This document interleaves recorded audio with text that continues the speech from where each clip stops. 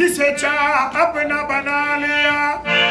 ये बड़े कर्म के फैसले और ये बड़े नसीब की बात है। तुम्हारे आस्ताने से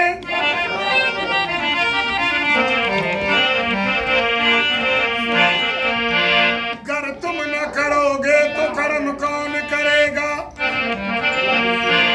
अगर तुम न करोगे तो कर्म कौन करेगा?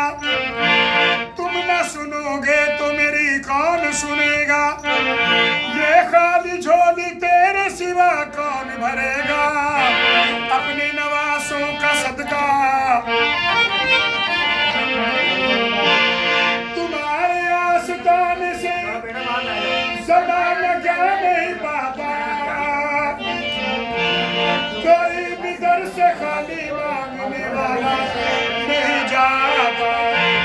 अपने नवासों का सदका अता